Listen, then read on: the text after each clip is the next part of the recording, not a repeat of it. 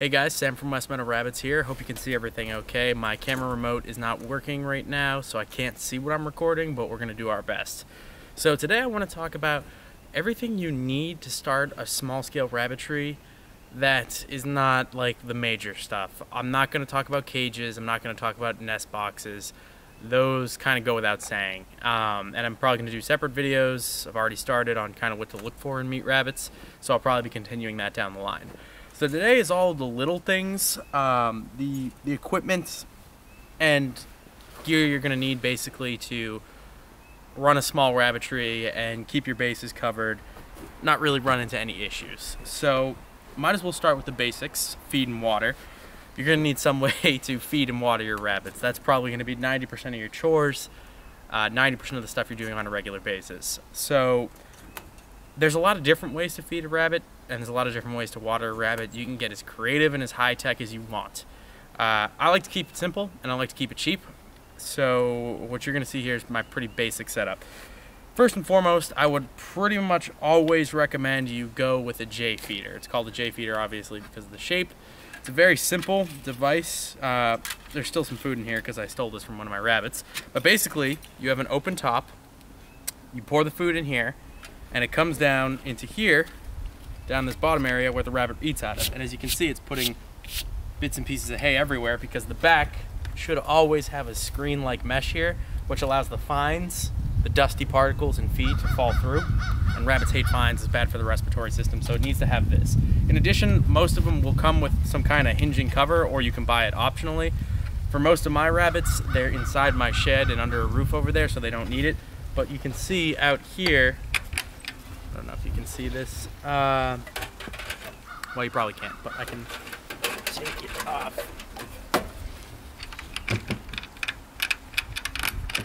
Yeah, so the ones that are outside and exposed to the elements, I like to have this cover on. You can also see that this one's a little bigger. There's really two sizes I would recommend. The 3.5 inch, which is this size, which is good for an individual rabbit or a few young rabbits. And you've got a 5 inch right here, which is obviously significantly bigger. And this is better for a mother with babies so they can all get in there to eat. And here's the cover I was talking about. Very simple, open, close. Basically keeps the rain out somewhat and you know, discourages them from tipping it over. That's just what I use outside. Another really cool feature about this J feeder that you may not have noticed on this one, you can see this one's got a basic flat front, whereas this one's got this little weird space right there.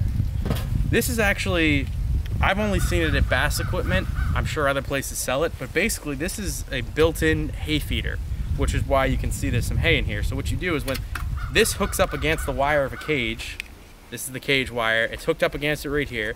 This is sticking into the cage where it was cut, and then your wire's right here. So when you're coming by, you can shove the hay in here and it'll stick through the wire and the rabbit will pull it out and eat it one strand at a time. And I've heard a lot of people complaining about how their rabbits waste so much hay and they knock the hay on the ground, and it's a real problem. Most of my rabbits don't have this feeder and they do knock a lot of hay down. I don't mind as much because I use it for compost, but it is a significant cost, and if you're really trying to minimize waste, I would strongly recommend going with this particular type of feeder. You could also make your own hay manger very easily from scrap wire.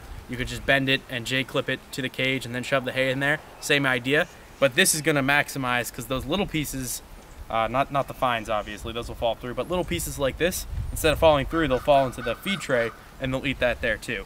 So this is a really great invention. I really like it. I would strongly recommend it.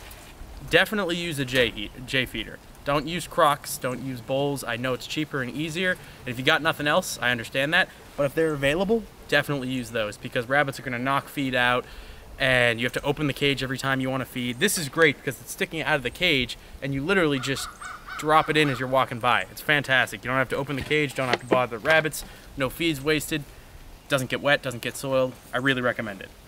So that's what I do for feed. In addition to when you're feeding, you want to make sure that you have some kind of measuring cup or something that you're using to scoop the feed into. You should be rationing your rabbits unless you've got all the money in the world.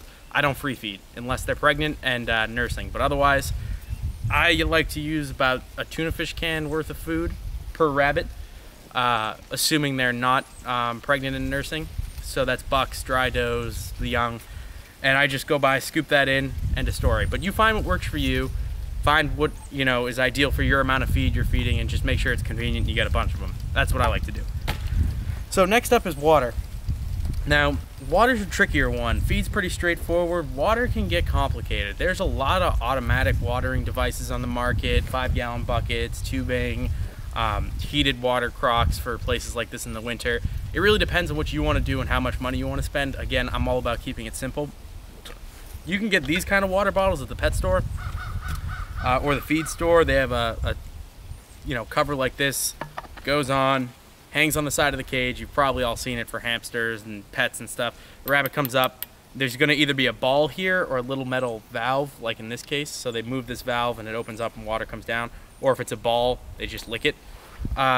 People debate about whether the ball valve or the little shaft valve here is better, because you don't want as much water dripping on the ground. To be honest, I find they both cause a lot of drippage, and it's just something you got to deal with. But I don't like to use that small one because I have to fill that up constantly, and I have to take the cap off, take this inside or take it to my water source, fill it up from here, put the cap back on, hang it back up. That's a real pain for me. So instead, you can get on bassequipment.com, and I imagine from other places too, 2-liter water bottle conversion kit, and it basically consists of these 3 things right here. So you've got your drinking apparatus. There's a little filter that comes outside, but you just put it in, and you've got your hook.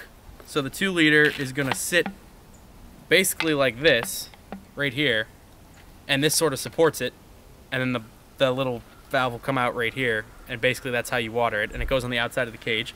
And then last but not least, you've got this wire thing that wraps around and holds it onto the cage. So this is supporting it, and this is holding it on the cage. This whole little kit right here is about $1, maybe $2. So it's fantastic. And then you just get your regular old 2-liter soda bottle from wherever you get it. And these are designed to fit on standard American soda bottles, so it may depend on where you are, but it works fine here. And then all you have to do, it's important you make sure that you don't want a vacuum in here, so you have to just cut a little hole in the top of the bottle. That'll allow the water to go down easy. And on the bright side, this thing just hangs outside the cage. You come by with your water jug, fill it up, or your hose, or whatever. Saves a ton of time. Can't recommend those enough. And honestly, they cost less than one of these. And then if you're in a place where it freezes in the winter, you're gonna need either water Crocks or heated water system. The heated water system is nice if you've got like a shed where everybody's all lined up in a nice row and you don't mind, running the tubes out there. It's really not that hard to do. It just doesn't work for me because I've got rabbits all over the place. I've got 2 hutches here, they're not near each other. I've got another hutch out in the back, I've got some in the shed, I've got some in an old chicken pen that's been converted into another mini shed. So it really doesn't make sense for me to have 5 or 6 automatic watering systems with a heating element in them. And in addition, I'd have to run power out to them. And I don't want to run power out into my backyard, and I don't want to pay for the electricity. So what I do is I take these Crocks, and I fill them up with water in the morning and at night, and then I just bang them out or bring them in and thaw them if they're really frozen.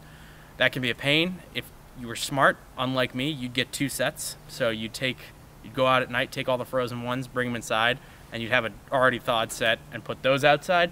But whatever works for you, you're gonna need some way to get water to them in the winter. If you do go with Crocks though, I would strongly recommend you buy cast aluminum Crocks only. Ceramic Crocks suck because if you bang them, they break, and if it freezes in a weird way, they break, and they're just not really good at taking a lot of abuse, and you don't want anything with steel or iron or anything like that because it will rust. Even if it's stainless, even if it's galvanized, this is galvanized steel, and you can see it's gonna rust eventually. It's already starting to, because rabbit urine is very corrosive. They do a number on different, sorry, he's picking at his food. They really do a number on wire and galvanized stuff. So aluminum won't rust, super strong, can take the elements, and it's fairly cheap. One of these is gonna run you like $5. Again, you can get it from Bass Equipment. I'll link to it later.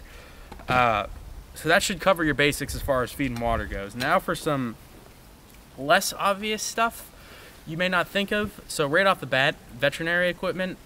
I just made a video talking about why you shouldn't take your rabbit to the vet. If you want to check that out, you can, and I'll link to it at the end of the video. So really, you're not going to need much except for very, very routine veterinary maintenance type tasks. And for me, that really consists of 2 things: trimming nails and dealing with ear mites occasionally. So obviously, rabbit nails grow fast. You really should not let those nails grow out. I understand if you've got a 500 rabbit rabbitry, you're not probably trimming all those nails. I really don't think that's ideal. I think you should have a manageable number of rabbits where you can trim their nails. It doesn't take that long, and it's a really good way to see how the rabbit's doing, evaluate its condition, see if there's any flaws, you know. And it also is good to handle them once in a while so they're not completely psychotic when you go near them. So I think trimming nails at a minimum is something everybody should be doing, and it's good for you and it's good for the rabbits. And I just have a regular old pair of nail clippers here. For the rabbits I raise, New Zealand's, their nails are just small enough to fit in here. You could use a pet nail clipper, you can use pretty much anything you want. Again, it's got to be kind of rugged because their nails are pretty thick and pretty strong. So I would recommend something like that, but you just need to trim them. So make sure you've got something to do that. This is a ear mite killer. It's technically an insecticide, so for some of you who are really trying to do organic, you may not 100% like this. This is specifically for horses, cats, and dogs. You can get it at any feed store. You can also get it online. Ear mites are really not a lethal problem, and if you're running a good, clean rabbitry, they shouldn't be a major problem. But if you're getting new rabbits, or you're showing it all, or your rabbits, or people are coming into your rabbitry, it's pretty safe to say at some point they will get ear mites. And even if you don't, they might pick them up from the wild. It's just a very common thing that most mammals get. And it basically looks like a little scabbing in the ear at first, and gradually it builds up into this waxy, scabby mess in the ear, and that's from the rabbit scratching. The ear mites themselves, they feed on the blood and skin in the ear, but they're very easy to kill, thankfully. And they just cause your rabbits unnecessary nuisance, so I think it's something that's worth putting in the effort for.